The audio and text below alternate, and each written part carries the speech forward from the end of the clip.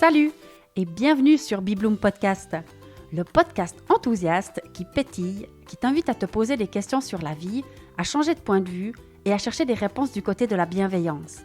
J'y partage mes réflexions et découvertes personnelles en fonction de ce que je vis au quotidien et j'invite régulièrement des personnes avec qui j'ai plaisir à échanger pour partager avec toi et t'inspirer.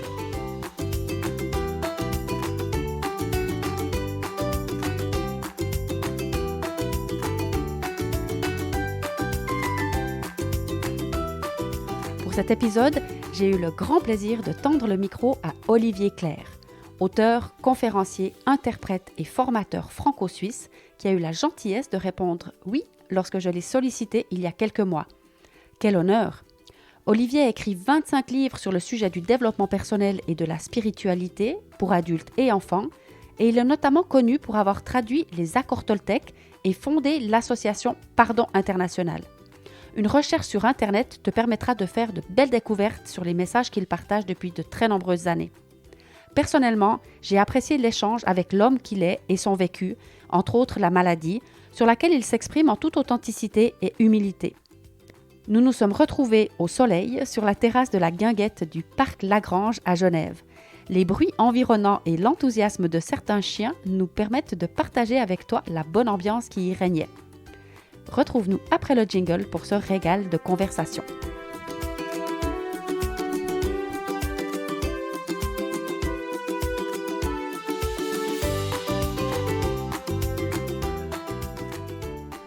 C'est parti. Bon, je suis en face de Olivier Clerc et Olivier, vraiment de tout cœur, un immense merci d'avoir accepté ma demande d'enregistrer un épisode pour Bibloom Podcast. Écoute, ça fait plaisir, Diane.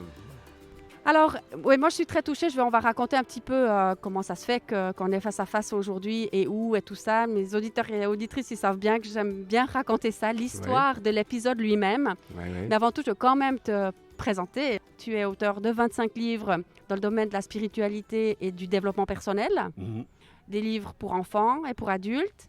Et tu es traducteur, donc tu as traduit une centaine de livres. Oui, exactement. Voilà, ça c'est vraiment beaucoup. Tu as traduit des livres qui m'ont beaucoup touchée. Je me suis rendu compte, donc moi j'ai lu les accords Toltec en 2000 et puis je me suis rendu compte bien plus tard que tu les avais traduits en 99. Donc ils me sont tombés du ciel sur la tête très vite après que tu les aies traduits. Et j'ai dû les relire des années plus tard. Je me rappelais que c'était un livre qui m'avait impacté, mais oui. Puis les livres qui nous impactent, il faut les relire. Voilà, donc je les ai relus bien 10, 12 ans plus tard. Et tu as traduit aussi Neale Donald Walsch, qui est aussi quelqu'un qui des livres de sa part qui m'ont aussi beaucoup impacté, comme Conversation avec Dieu. Est-ce que tu as traduit celui-là ou pas? Non, alors moi, je savais pas. J'en ai traduit 2 de lui, mais c'est des livres, c'est pas ceux-là. C'est pas ceux-là. D'accord, non. En tout cas, c'est ceux-là qui m'ont vraiment impacté. Enfin bref, tu as traduit des grands noms et tu es donc auteur, conférencier, aussi formateur, tu animes beaucoup d'ateliers, c'est sans fin tout ce que tu fais depuis plus de 40 ans pour aider à créer le nouveau monde. Yes. Qu'est-ce que tu rajouterais de toi? Je ne sais pas ce que je rajouterais. Peut-être une chose, c'est que je suis un autodidacte. Oui. À savoir que j'ai passé ma matu, comme on dit ici. J'ai essayé de faire des études supérieures, 1 an au Poly à Lausanne, où je me suis tout de suite rendu compte que c'était une erreur d'aiguillage. 1 an à l'université à Genève, où là aussi je me suis dit, je suis vraiment pas fait, j'ai pas la tête qu'il faut pour ça. Et à partir de là, j'ai arrêté les études, j'ai écrit mon premier livre, j'avais 21 ans et toute ma formation, elle s'est faite vraiment en autodidacte, c'est-à-dire en lisant énormément, en suivant des cours, des stages, des choses, mais hors circuit universitaire, ce qui fait que pendant 30 ans, j'ai eu un sentiment d'illégitimité très fort. Alors, en me disant un jour, ils vont se rendre compte que je suis qu'un fake. Voilà, jusqu'à 50 ans, où j'ai quand même fini par décrocher un master de traduction à l'université d'Angers. Et c'est très drôle parce que du jour où j'ai eu mon master de traduction, j'ai arrêté de traduire. Donc, j'ai fait le parcours à l'envers. J'adore cette vie. Oh là là. Alors, ça part déjà fort parce qu'on s'était rendu compte depuis nos tout premiers échanges qu'il y a pas mal de points communs ou de liens ou de choses qui... tout le monde est lié, on est d'accord, mais là, il y avait quand même une certaine quantité de choses. Je trouvais que c'était dingue. Mais avec ce que tu dis là, j'adore cette vie, quoi, parce que moi, je dis souvent que je suis un parfait charlatan parce que j'ai un parcours assez atypique et sans avoir fait non plus de diplôme, mais je me sens quand même légitime dans ce que je fais. Tant mieux. Et voilà. Mais c'est tout un cheminement pour se sentir légitime quand on n'a pas suivi le cursus habituellement. Je n'ai même pas la matu en plus. Donc toi, tu as quand même la matu. Moi, je n'ai même pas ça. Donc, mais ça fait rien. Ça ne change pas à qui on est et l'être qu'on est et ce qu'on est capable de transmettre et de faire pour ce monde. Enfin, c'est magique. Et puis peut-être que le fait de ne pas avoir cette légitimité d'un papier, en tout cas moi je sais que dans mon cas, ça m'a donné une exigence en plus. C'est-à-dire qu'il faut toujours aller plus loin parce qu'on n'a pas un papier qui peut justifier qui on est et ce qu'on fait. Donc je pense que ça peut amener cette réaction d'aller puiser vraiment dans toutes ses ressources et tous ses moyens pour faire pour tailler sa route dans la vie.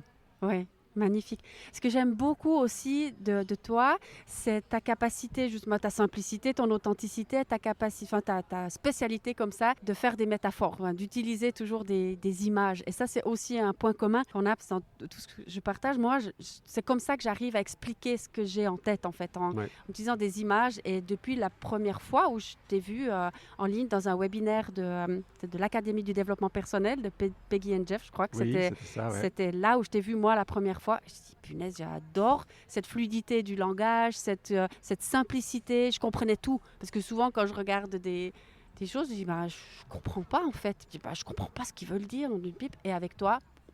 Et d'ailleurs... mais c'est une obsession chez moi. Je dis toujours que quand j'écris, j'ai 2 obsessions, c'est la clarté et la concision. Parce que j'ai tellement lu d'auteurs, et déjà rien qu'à l'école, des gens qui s'expriment tellement mal. Alors au début, quand on est gamin, on se dit c'est moi qui suis nul. Puis après, quand on grandit, on se dit non, mais en fait, il y a des auteurs qui savent juste pas s'exprimer. Et donc moi, j'ai toujours cherché à pouvoir être compris. Et c'est vrai que les images, les métaphores, d'abord, moi, je suis très cerveau droit. Donc, et c'est pour ça que l'école n'était pas faite pour moi, parce que l'école est vraiment du 95% cerveau gauche. Et les images, elles parlent à tout le monde. Mon fameux livre « La grenouille qui ne savait pas qu'elle était cuite », il a été traduit dans 12 langues. Ça veut dire que ces métaphores, ces images, elles passent d'une culture à l'autre. Elles parlent aux enfants comme aux adultes. C'est un langage qui est finalement très universel, je crois. Oui. Je n'avais pas vraiment vu comme ça par rapport aux traductions dans d'autres cultures et d'autres mondes, par rapport à ces métaphores qui sont tellement puissantes et tellement simples à comprendre. Je n'avais pas fait ce lien-là avec l'aspect plus multiculturel, mais en effet, c'est pareil dans toutes les langues. Oui, parce que moi, je m'inspire beaucoup de la nature, et que la nature, il y a de l'eau, il y a des arbres, il y a du climat partout. Donc, ça vient toucher une fibre qui est au-delà du strictement culturel, quoi. D'accord. J'ai quand même envie de la raconter, cette histoire, comment ça se fait qu'on est là et où on est. Donc moi, en avril dernier, je rentre du Tessin avec une amie avec qui je suis partie 2 jours. Et dans la conversation, je ne sais pas d'où ça sort, mais on parle de toi. Peut-être parce que je venais d'animer un atelier 2 jours auparavant et comme je présente les accords Toltec dans tous mes ateliers, je dis que c'est toi qui les as traduits et puis je parle brièvement de toi dans ce contexte-là. Et c'est peut-être pour ça que tu es venue dans la conversation. Et toutes les deux, je salue d'ailleurs Brigitte au passage, c'est avec elle que j'étais, toutes les deux, on se dit, tiens, ça fait longtemps qu'on n'a pas entendu parler d'Olivier Clerc. Puis moi, je lui dis, mais ça, c'est un podcast avec Olivier Clerc. Non, mais tu te rends compte c'est une bonne idée, non? Puis elle me dit, oui, à fond, vas-y. Alors moi, je vais sur mon téléphone, dans la voiture, je trouve ton site, je vois que pour t'écrire, il y a une phase commentaire là. Alors, je t'écris, je te dis 2-3 phrases, je parle de Bibloom Podcast, un peu comment je t'ai rencontré, que je te connais. Ouais. Et puis, c'était le 6 avril. J'arrive à la maison, donc il y a 3 heures de route comme ça, et j'avais une réponse de ta part. Et là, j'ai dit à ma copine, tu vas même pas me croire, Olivier Clerc, il m'a répondu, quoi. Et pour moi, c'était comme vraiment fou, parce que, j'étais très touchée. Puis en plus, tu as répondu de manière très, comme tu es, quoi, authentique et droit dans tes bottes en même temps, où tu m'as quand même questionné. Tu m'as dit, c'est quoi ce podcast, quel angle d'approche et tout. Moi, j'ai dit, punaise, mais moi, j'ai pas d'angle d'approche, j'ai pas de stratégie, j'ai pas de... Enfin, je suis pas académique, tu vois. Ouais. Puis je t'ai répondu quelque chose dans le genre que voilà, moi, je suis plutôt authentique, je laisse la vie venir, enfin, les conversations se créent au fur et à mesure qu'on parle.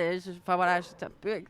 Je trouve que je l'ai quand même assez bien tourné. Je l'ai relu ce semaine. Je te dis, j'étais quand même assez inspirée pour te répondre. Mais puis tu me demandes d'un peu des chiffres sur le podcast. Puis je te dis, il y a eu 7752 écoutes.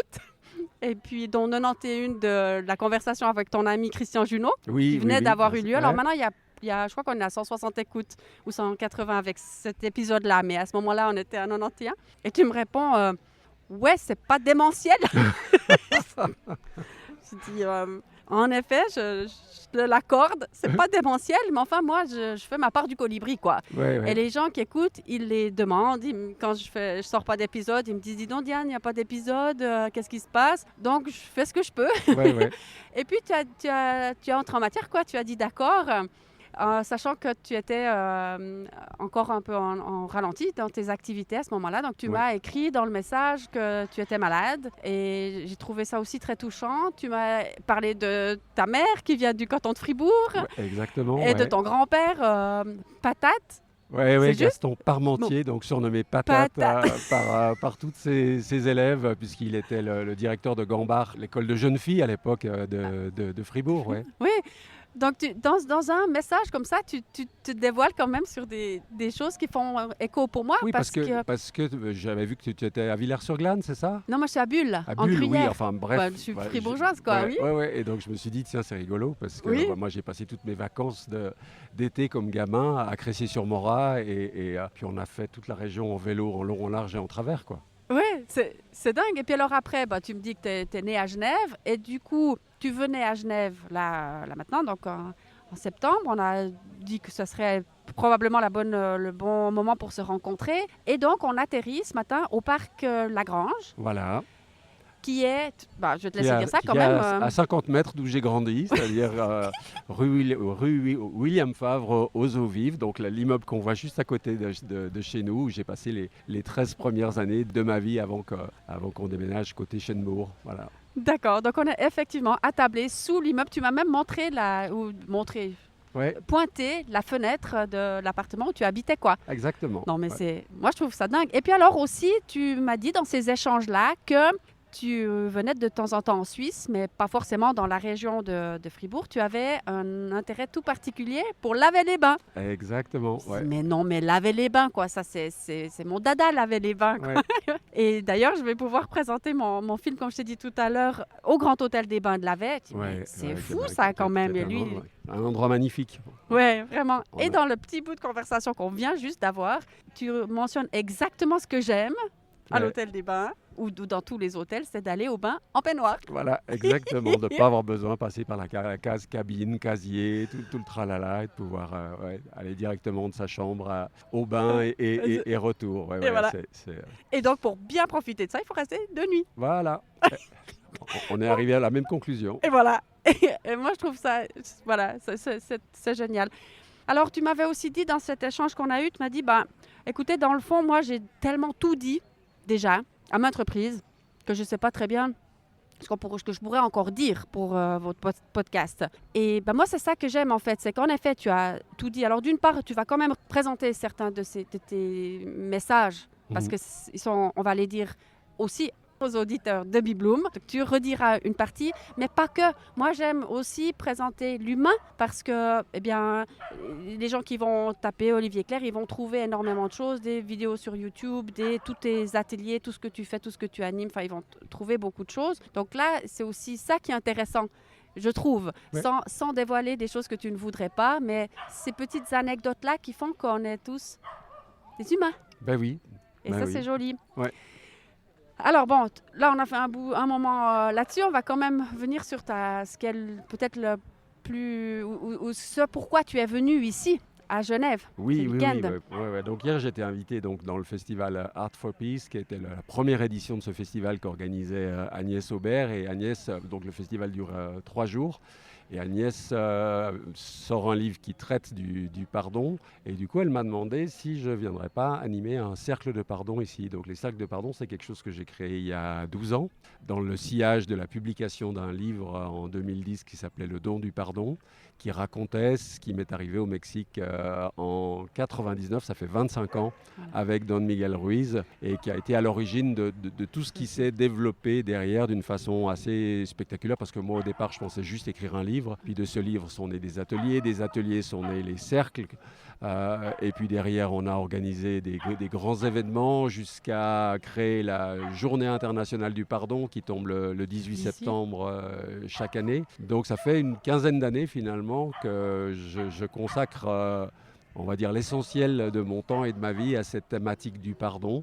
Et je précise tout de suite parce que je sais que c'est un mot qui suscite pas mal de réactions compliquées chez les gens, on va dire. Et donc moi, je définis le pardon simplement comme la guérison des blessures du cœur. Voilà. Donc la plupart des gens sont blessés parce qu'on a tous vécu des traumatismes, des situations douloureuses à divers moments de notre vie. Et malheureusement, aussi doués soit-on aujourd'hui pour soigner les maux du corps physique, eh bien des gens peuvent passer 5 ans, 10 ans, 20 ans avec des blessures dans le cœur qui ne cicatrisent pas, qui se rouvrent, qui saignent, qui font mal. Et cette guérison du cœur, elle passe d'une façon ou d'une autre par un travail sur le pardon, mais qui n'a pas besoin d'être religieux, qui n'a pas besoin d'être enfermé dans des vieilles notions qu'on peut avoir. Et cette façon d'approcher le pardon que m'a fait découvrir Miguel, je la trouve d'une simplicité et d'une puissance confondante. Voilà. Absolument, oui. Alors, est-ce que tu pourrais partager un peu comment ça se fait que tu as rencontré Don Miguel Ruiz et comment ça se fait peut-être encore avant que tu as choisi de traduire cette œuvre en français? Enfin, comment c'est arrivé ça? Puis qu'est-ce que tu as vécu en 99 avec lui? Alors, si tu veux bien partager ça. Au départ, si tu veux, si je remonte un petit peu avant dans le temps, donc moi je commence d'abord par être auteur. Donc 21 ans, j'écris un premier livre, ça me fait rencontrer le monde de l'édition à Genève avec le docteur Christian Schaller, que les gens connaissent aujourd'hui sous le nom de Tal Schaller. Oui, voilà. tu vois, Voilà. oui, bien sûr. Je sûr. fais mes débuts à Genève pendant 3 ans à la Fondation Soleil qu'il avait créée. D'accord. Où je vais faire en petit pendant 3 ans ce que je vais faire en grand après pendant 30 ans, c'est-à-dire de l'édition, de la traduction, de l'interprétation, de l'organisation d'événements. Et très tôt, je vais prendre l'habitude de me dire, voilà, les auteurs qui me touchent vraiment, j'ai envie d'aller plus loin que le livre, j'ai envie de rencontrer l'homme ou la femme qu'il y a derrière. Donc la première fois que je fais ça, je crois que je dois avoir 22 ans et je pars aux États-Unis rencontrer Robert Monroe, on a des chiens enthousiastes à côté de nous. Robert Monroe, qui est celui qui avait écrit le livre de référence sur les sorties de corps, voyage astral, voilà. Et donc je raconte ça parce que je vais le faire régulièrement. Par exemple, j'ai la grande chance aussi en 97 de découvrir Marshall Rosenberg. Ah oui, son livre mythique sur la CNV, Les mots sont des fenêtres. Je le découvre avant même qu'il soit publié en anglais. C'est-à-dire ce que j'ai, c'est le manuscrit de son livre. Tu vois, et je vais avoir la chance de le faire traduire et de le publier chez Jouvence. Et puis surtout de me dire, mais moi j'aimerais rencontrer ce monsieur. Et donc je vais aller à Neuchâtel. Et je vais suivre une semaine de formation à la CNV avec Marshall himself, tu vois. Waouh. Voilà. Et ça, c'est donc en 97-98. Et en 99, je vais avoir l'occasion, après avoir... c'est par Maud Séjournant que j'ai découvert les accords Toltec. En anglais, The Four Agreements, les 4 accords. Puis je me suis dit, oula, les 4 accords, ça va prêter à confusion en avec français. La musique, ouais. Voilà, les gens vont se dire, c'est les 3 accords du blues plus un 4e. Donc j'ai rajouté Toltec, les 4 accords Toltec. En traduisant, et surtout j'ai décidé de le traduire pour une raison toute simple, c'est que Miguel est hispanophone. L'anglais c'est une seconde langue, il a un vocabulaire extrêmement simple en anglais, et son éditrice, qui est celle qui a écrit tous ses livres, lui est quelqu'un de l'oralité seulement, il n'écrit pas, elle a conservé ce style oral extrêmement simple, donc son livre en anglais il peut être lu absolument par n'importe qui. Et je me suis dit, si je confie ça à un traducteur professionnel, il va me faire du Balzac ou du Zola avec Miguel Ruiz. Ok. Et je veux pas de ça, je veux qu'on garde cette simplicité absolue. Ah, Donc, oui. comme j'avais fait de la traduction 10 ou 15 ans avant, un des premiers livres que j'ai traduit, soit dit en passant, c'est Le Guerrier Pacifique de Dan Millman, qui a été un énorme best-seller dont on a fait un film ensuite. Je me suis dit, moi, je m'en fous, j'ai rien à défendre comme image de traducteur littéraire ou quoi que ce soit. Donc, j'ai traduit les 4 accords en collant au plus près du texte. Et je pense que la simplicité de ce livre a joué pour beaucoup dans ce succès mondial qui ne se dément pas depuis 25 ans et qui fait que ce livre est traduit dans 40 langues. Et en traduisant les 4 accords, je me suis dit, waouh, ça c'est quelqu'un que j'aimerais rencontrer. Voilà. D'accord. Et donc un an plus tard, Maud Séjournant organisait un voyage pour, on était moins d'une vingtaine, des Suisses et des Français, à partir au Mexique et au Nouveau-Mexique pour 15 jours.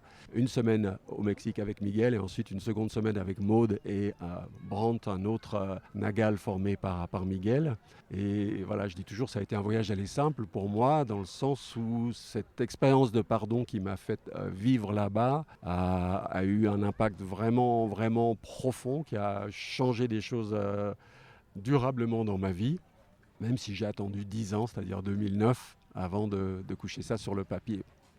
Oui, et puis ce que tu as vécu avec lui, tu as vraiment pu, tu nous as raconté ça hier dans le cercle de pardon que tu as animé. D'ailleurs, c'était extraordinaire cet après-midi, ce cercle de pardon d'hier. On était quand même 65 personnes dans la salle, là, Ouais. à vivre un moment juste magique, en Ouais. fait. Oui, oui. Vraiment, c'était puissant. Comme tu dis, c'est un outil très simple et très puissant. Moi, j'aime aussi ça. Je dis toujours, si c'est pas simple, de toute façon, je fais pas. Et là, on est vraiment dans quelque chose où on est connecté à l'être. Et tu l'as animé magnifiquement et tu as partagé aussi vraiment ce que Don Miguel Ruiz t'a fait vivre. Mhm. Est-ce que tu veux partager ça ou pas Alors, forcément? Ce serait... ça, les gens peuvent le trouver Ouais, directement ok. sur ma chaîne YouTube. Il y a une petite vidéo de 15 minutes D'accord. où je le raconte. Donc, je préfère... Alors, on mettra le lien. Ça sera... Ouais, voilà, je comme ça, on peut préfère envoyer- partir ouais, sur ouais, d'autres... ouais. d'autres J'ai dû espaces. raconter cette histoire juste quelques centaines de fois. Oui, je comprends, justement. Donc, C'est pour ça que je aujourd'hui- vais venir t'amener sur, tâcher de t'amener sur Ouais. d'autres chemins. Alors, quelque chose qui m'a beaucoup touchée, justement aussi dans ces échanges qu'on a eus, c'est par rapport à ta maladie. Donc, tu as mis dans le message que tu expérimentais l'importance d'avoir bien construit sa cathédrale intérieure Ouais. quand pour tenir le coup quand tout s'écroule. Ouais, exactement, ouais. Est-ce que on peut venir un peu sur cette expérience que tu as avec... Oui, bien sûr. Peut-être bien moi, sûr. je voudrais juste dire avant, super si tu es d'accord de partager, parce que moi, j'étais perplexe en te lisant, parce que j'avais cet espoir ou croyance que quand on a fait un certain chemin, un certain travail sur soi, la vie, elle n'a pas besoin de taper trop dur pour nous Oui, faire oui, oui, bouger. je Donc, pense, et je pense que c'est un mythe qu'il faut détruire, ça. OK.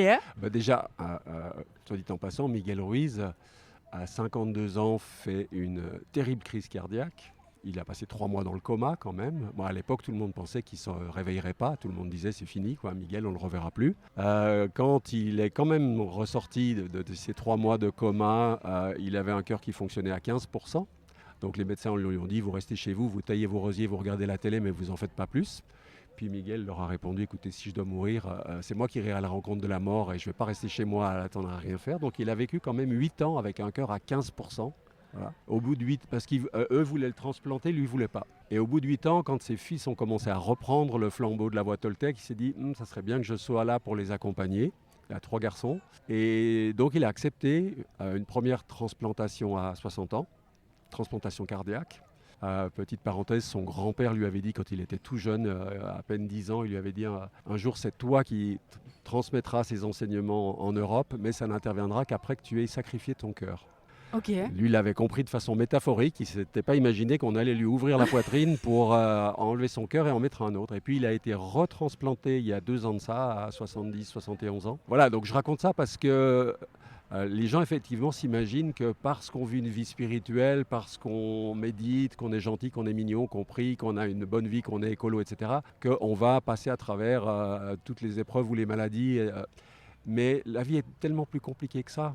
On pourrait citer à l'appel des gens, y compris des saints, des saintes connus dans le catholicisme ou d'autres gens qui sont passés par des épreuves physiques, des maladies, des choses... moi, je pense bêtement à Christiane Singer aussi. Il faut lire son livre, Dernier fragment d'un long voyage, qu'elle écrit durant les 6 derniers mois de sa vie, avant que son cancer ne l'emporte. Là, il y a des témoignages qui valent vraiment la peine d'être lus. Puis surtout, je crois que c'est une vraie leçon d'humilité, c'est de se dire, mais d'abord, on ne sait pas pourquoi les choses nous arrivent. Et j'ai surtout envie d'ajouter quelque chose d'important, c'est que quand il nous arrive quelque chose, on a un réflexe qui, à mon avis, est souvent mal inspiré, c'est de se dire, qu'est-ce que j'ai fait pour ça ? Est-ce que c'est mon karma ? C'est-à-dire, on va chercher dans le passé de cette vie-ci, le passé karmique, le transgénérationnel, je ne sais pas quoi, en pensant que c'est nécessairement quelque chose du passé, puis c'est nécessairement quelque chose qu'on n'a fait pas bien, et qu'on paye le prix de nos fautes avec telle ou telle maladie. Mais on devrait se dire que des fois, la cause de nos ennuis se trouve dans le futur. Et que c'est parce qu'on a eu telle maladie, c'est parce qu'on a eu tel accident, c'est parce qu'il est arrivé telle ou telle chose que tout d'un coup, notre vie prend une autre direction. Bah oui. Et c'est 6 mois, c'est 1 an, c'est 2 ans après qu'on se dira « Ah, maintenant, je comprends pourquoi ça m'est arrivé, parce que ça s'inscrivait dans un parcours. » Mais ça veut dire que pour moi, la première chose, quand il nous arrive vraiment une grosse tuile, c'est d'accepter ce qui nous arrive, d'épouser ce que la vie nous offre et pas de vouloir tout de suite l'intellectualiser, le comprendre, le décoder. Quitte, j'entends, si le mental veut trouver un sens, il va en fabriquer un. Mais est-ce qu'il sera vrai ? Est-ce qu'il sera juste ? Souvent, c'est juste de la fabrication. Mieux vaut déjà prendre le temps de vivre ce qu'on a à vivre et puis avec le recul, avec la distance, on va commencer à voir comment cet événement s'insère dans la globalité de notre vie et le sens va jaillir de lui-même quand c'est le bon moment.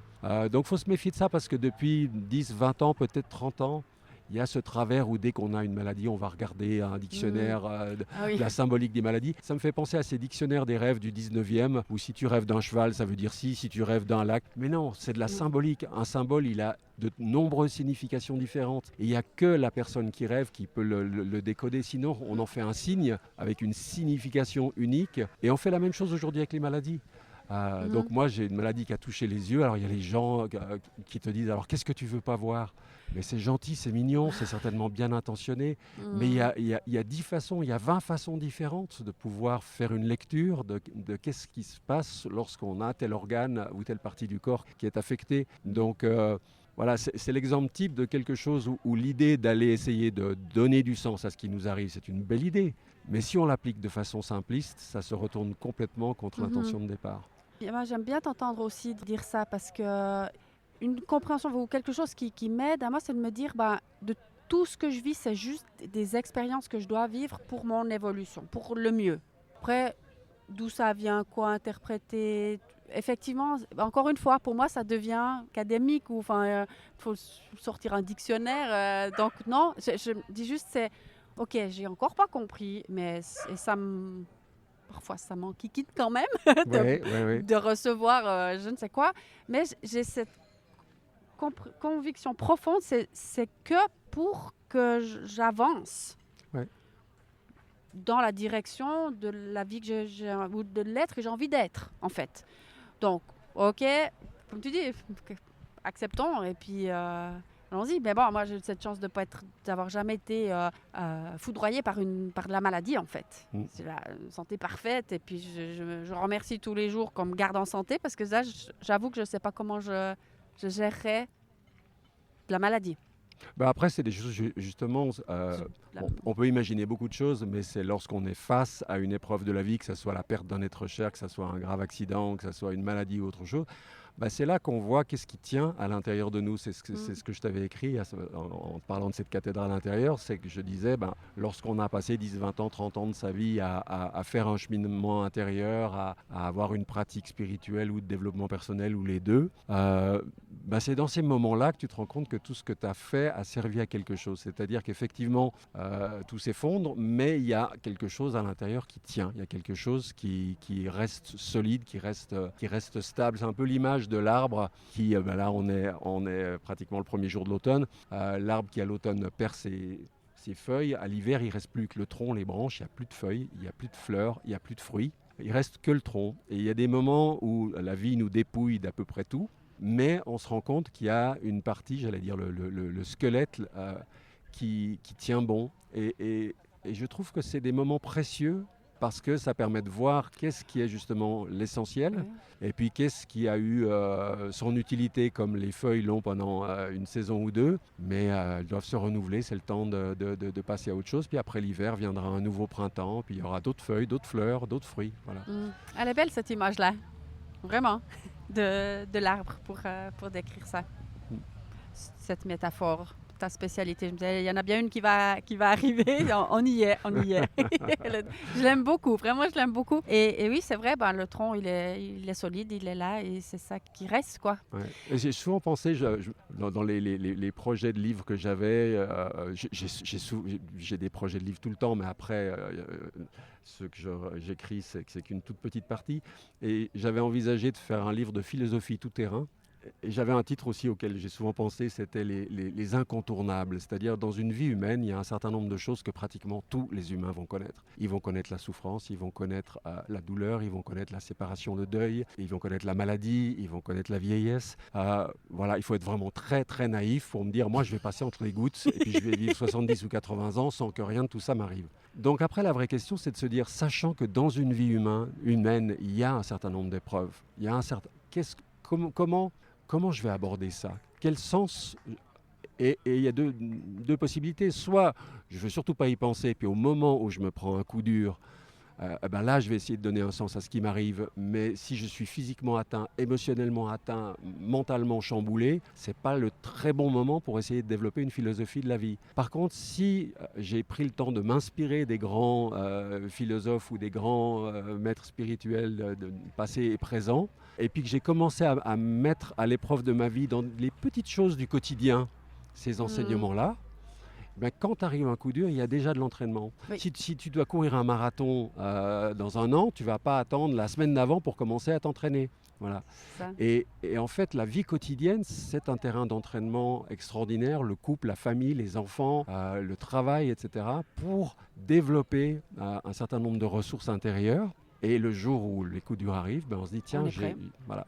Oui. On voit où on a posé le curseur, enfin, jusqu'où on a été. Ces épreuves ou ces situations, elles nous permettent de voir où on en est, quoi. Exactement, en effet. oui. Oui. Et puis par rapport à ça, donc ça fait 2 ans, un peu que tu es plus trop actif, c'est ça? Enfin, ça t'a freiné, on va dire, pendant 2 ans? Alors la première année, ça m'avait freiné, on va dire, en partie. J'ai continué d'écrire, j'avais diminué un certain nombre d'activités parce que donc moi j'ai eu un problème d'hyperthyroïdie et c'est une pathologie où comme on est en sur-régime permanent, ben, c'est très fatigant. Voilà. Donc au début, moi, tranquille, ça fait... toute ma vie, je me suis soigné avec des méthodes naturelles. Donc j'ai abordé ça avec sérénité. J'ai découvert des gens qui avaient la même maladie autour de moi, des gens qui s'étaient soignés d'ailleurs de diverses façons. Donc je ne me suis pas inquiété. Et puis, en fait, les traitements que j'essayais n'ont pas fonctionné. Donc, les choses ont été de mal en pis, voilà, jusqu'au moment où ça a fini vraiment par dérailler très, très sérieux. Et à partir de la deuxième année, c'est venu impacter ma vue. J'ai passé 7 mois à plus pouvoir lire un livre, plus pouvoir ouvrir un ordinateur, à utiliser mon téléphone portable qu'en mode vocal, à lui donner des ordres avec Siri, mais j'arrivais plus à lire un SMS, donc je demandais à mon téléphone de me lire les SMS, de me lire les mails, etc. Tu vois, je pouvais plus conduire, je pouvais plus faire de vélo. Bref, c'est assez intéressant de vivre la perte, la disparition d'un certain nombre de choses qui nous semblent aller de soi. Donc oui, j'ai été en congé maladie pendant un an, un peu plus d'un an. Et puis là, en fait, ce mois de septembre, c'est un peu ma reprise d'activité. J'avais fait le pari il y a quelques mois de me dire normalement, si tout va bien, à la rentrée après les vacances d'été, je devrais être en état de reprendre une activité plus soutenue, même si tout n'est pas réglé. J'ai encore des soucis aux yeux, mais qui ne m'empêchent pas de voyager. Je peux relire, je peux refaire tout un tas de choses que je ne faisais plus avant.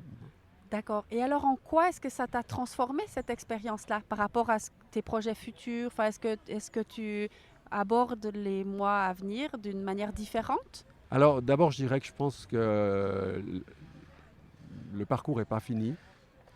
Donc, il y a des choses où je vois que c'est comme si le centre de gravité intérieur a bougé. Donc là, il y a je reviens à des activités que je faisais déjà avant, mais je ne les fais plus du même endroit, ni de la même façon, ni surtout au même rythme. J'ai mené une cadence d'enfer jusqu'à fin 2019, jusqu'à un peu avant le Covid. J'ai frôlé de très très près. J'avais fait un mini burn-out, je ne sais plus quand c'était, en 2016 ou 2017. Fin 2019, j'ai senti que j'étais à un cheveu. J'avais dit à ma femme à l'époque, bon là, je m'arrête 3 mois. Bon, passé les 3 mois, on était en plein Covid, donc les choses ont été repoussées. Mais voilà, aujourd'hui, en reprenant, je ne vais plus reprendre cette cadence très très intense que j'ai eue. En fait, on croit qu'un burn-out, ça arrive à des gens qui sont exploités au travail, mais quand on est passionné par ce qu'on fait, et puis quand les sollicitations se multiplient, mais de façon régulière, version grenouille qui cuit à petit feu, on ne se rend pas compte qu'on est passé de 10 à 20 à 30 mails par jour jusqu'à gérer pratiquement une centaine de mails par jour, plus des conférences, des formations, etc. Et puis à un moment, c'est trop, quoi. C'est trop. Donc aujourd'hui, je reprends un rythme beaucoup plus posé. Et puis, comme l'association que j'ai créée, l'association Pardon International, a maintenu de façon remarquable tout ce qu'on a créé, la formation au cercle de pardon, les différents événements, etc., avec un conseil d'administration de gens vraiment super engagés. Tout s'est maintenu en mon absence. Voilà. Donc aujourd'hui, je reprends en tant que président d'honneur de cette association. Mais du coup, je suis à ma place à moi. Je n'ai pas l'intention de faire leur boulot qu'ils font très bien. Par contre, ça me permet d'ouvrir des portes à l'étranger parce que ces cercles touchent des gens voilà. Aujourd'hui, il en existe dans une quinzaine de pays. Wow. Mais là, potentiellement, je devrais aller au Mexique, je devrais aller en Islande, je devrais aller en Italie, peut-être également aux États-Unis. L'idée étant de former des gens à pouvoir ensuite créer localement leur propre cercle de pardon, à être autonomes et à ce que ça puisse continuer de se diffuser.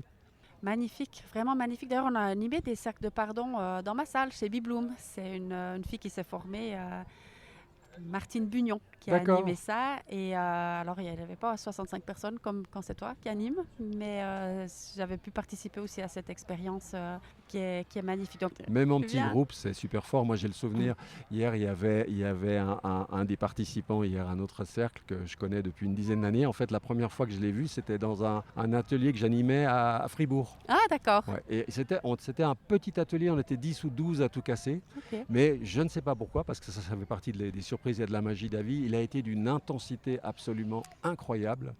Ce qu'on a vécu. Et il était étonné que je m'en rappelle, mais je lui dis non, mais dis donc, des choses de cette intensité-là, c'est pas tous les 4 matins, tu vois. Donc, on peut. Moi, j'ai vécu des cercles jusqu'à 220 personnes. Hein.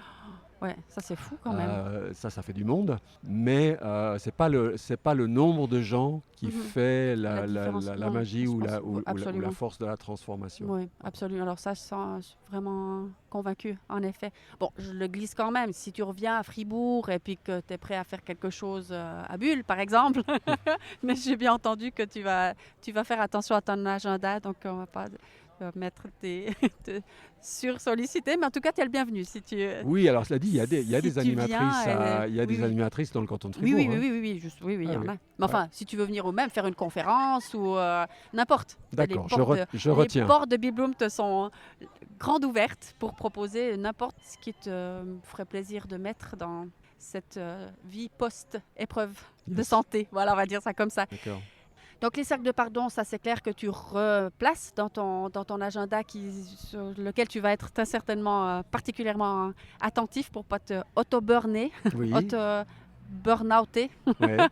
Par contre, j'ai vu qu'il y a une chose qui est aussi importante là-dedans. Pour toi, c'est les ateliers de 2 jours là, que tu organises et ton programme Genesis. Alors les ateliers de 2 jours, j'en avais plus animé depuis 5 ans. Ah, d'accord. Donc, j'en réanime un pour la première fois en novembre à Bruxelles. D'accord.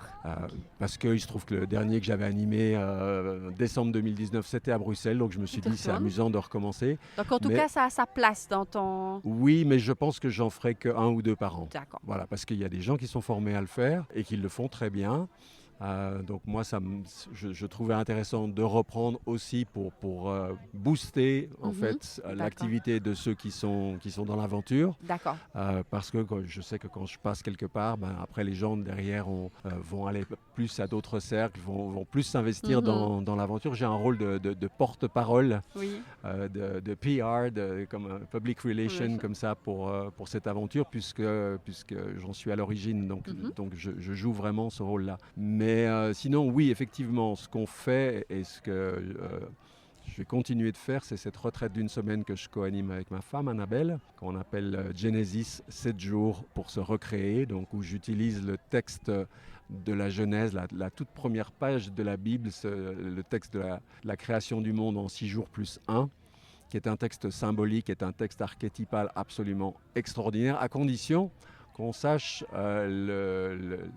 justement le décoder, l'interpréter. Alors pas en rentrant dans ce qu'on fait dans la Kabbale, en partant du texte original et en interprétant la valeur des numériques des lettres, etc. Enfin, si je peux faire une analogie, on disait que Freud cherchait ce que les rêves cachaient, Jung cherchait ce que les rêves disaient. Moi, je ne cherche pas ce que cache ce texte de la Genèse, je cherche ce qu'il dit de façon finalement assez évidente.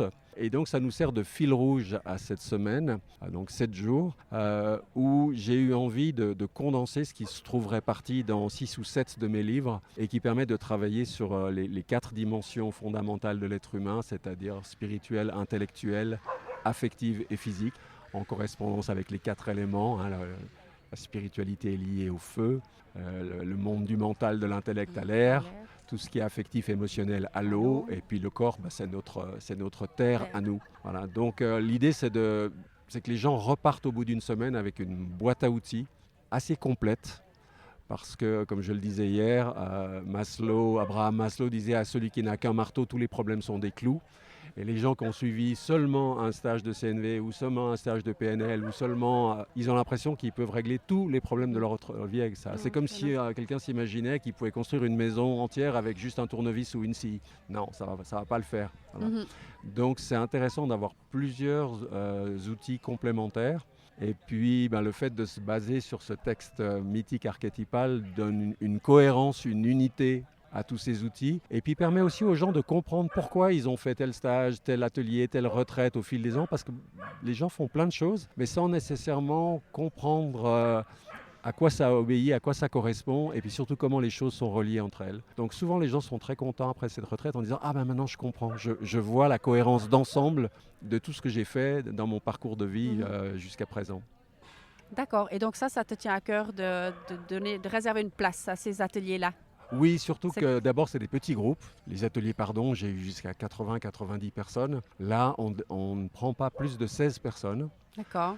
Et puis, quand tu passes une semaine avec les gens en résidentiel, c'est-à-dire qu'on mange sur place, on dort sur place, on est dans un lieu absolument magnifique, pas très loin de Chartres, eh bien, il y a des transformations profondes qui se passent. Les gens développent des liens les uns avec les autres forts. Moi, je l'ai vécu au Mexique. On a passé en plus 15 jours. Il y a des gens, 25 ans après, on continue de se voir. On a noué des liens, des relations vraiment belles et profondes. Et je crois à l'importance de prendre le temps. On vit dans une société complètement speedée, frénétique. On ne prend plus le temps de faire les choses, on n'a pas le temps de les intégrer. Et là, quand les gens sont capables de prendre une semaine entière, eh bien, il se passe des choses qui ne se passera pas juste sur un week-end. Voilà, où le soir on va manger dans son hôtel ou dans un resto, on dort dans son B&B. Il y a des choses qui demandent vraiment de prendre le temps. Et cette formule, juste 16 personnes pendant une semaine, il y a des gens qu'on a revus 5 ans, 10 ans après et qui nous reparlent encore en nous disant il y a un avant et un après Genesis. Oui, ça je pense bien. Waouh, magnifique cette proposition. De toute façon, on mettra tous les liens vers les informations qui concernent ce que tu proposes. D'accord. Et puis, qu'est-ce qui reste d'important encore d'autre dans cette période de renouveau en fait? Enfin, qu'est-ce qui a sa place pour la suite? Alors déjà, le fait de m'être retrouvé comme ça, un peu off sur la touche, quoi.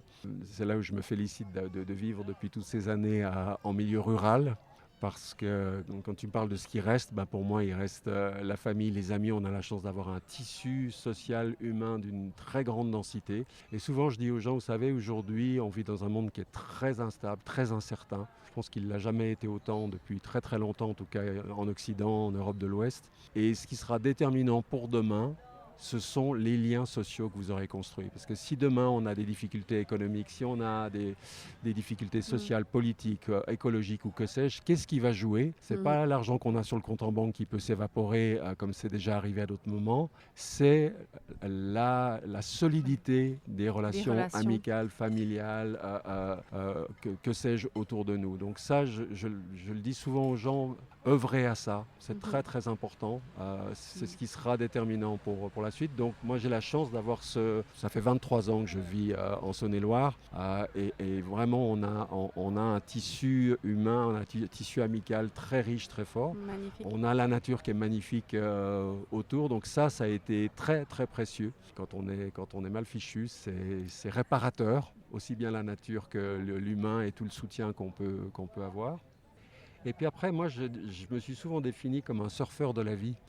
J'avais pas un plan de carrière prédéfini. La seule chose que j'ai su à l'âge de 20 ans, c'est de me dire la vie est trop courte pour que je passe 8 heures par jour à faire un boulot pour payer les factures et que je consacre les week-ends, les vacances et la retraite à faire ce que j'aime. Donc il faut que je trouve le moyen de gagner ma vie en faisant ce que j'aime, ce qui me passionne. Et même si j'ai eu des périodes de chômage, des périodes un peu compliquées, ça fait plus de 40 ans que ça fonctionne comme ça. Donc j'ai envie de dire qu'aujourd'hui, à ce moment de ma vie, je suis confiant qu'il y a d'autres choses qui viendront. Mais je crois que dans la vie, il y a des périodes de jachère comme dans la nature. Un champ, si on l'exploite tout le temps, au bout d'un moment, il est mort, il n'a plus de ressources. Et il y a des moments où tout s'arrête. C'est des moments difficiles à vivre dans la culture qui est la nôtre, trop speedée, trop stressée, où il faut qu'il n'y ait pas le moindre trou dans le CV, il faut que tout soit... Mais si la vie, des fois, arrête tout, c'est qu'il y a un sens à ça. Et il faut pouvoir le traverser en conscience et en confiance, en se disant, je ne sais pas ce qui suivra derrière, mais quelque chose viendra. Il y aura. Voilà. Oui. Magnifique. Bon, en conclusion, on peut dire que on peut conseiller, prenez soin de votre cœur, faites tout le travail de guérison de ces blessures du cœur, qui c'est un peu la base quand même. Hein? C'est plus que la base. Je dis souvent à la fin des ateliers ou des cercles que je pense que c'est un des plus grands chantiers face auxquels on est aujourd'hui. Parce qu'on vit dans une société où comme on apprend, on est des analphabètes relationnels et émotionnels. Donc, moralité, les blessures du cœur, si on pouvait voir à quel point les gens autour de nous, y compris ceux qu'on croit connaître, des fois son propre conjoint, des fois nos amis, etc., on ne sait pas par quoi ils sont passés, on ne sait pas quelle cicatrice intérieure reste de ce qu'ils ont vécu. Et malheureusement, c'est ça qui fait qu'ensuite, derrière, on va projeter nos souffrances, on va projeter nos peurs, etc., dans tout ce qu'on fait. Donc, si on arrive à faire cette guérison des blessures du cœur, si on arrive à faire œuvre de pardon, comme j'aime bien dire, eh bien ça transforme tout ce qu'on est, tout ce qu'on fait. Voilà, ça. Donc c'est le point de départ pour construire un avenir qui soit plus harmonieux pour tout le monde, hein, pour la planète et pour... C'est comme ça que j'ai commencé le cercle hier en citant Desmond Tutu qui disait « Sans pardon, il n'y a pas d'avenir ». C'est beau. Est-ce que ça peut être la conclusion? Ça peut être une jolie conclusion. Merci pour ce moment d'échange. Alors, magnifique. Moi, je suis enchantée d'avoir passé ce moment et très honorée d'avoir passé ce moment avec toi.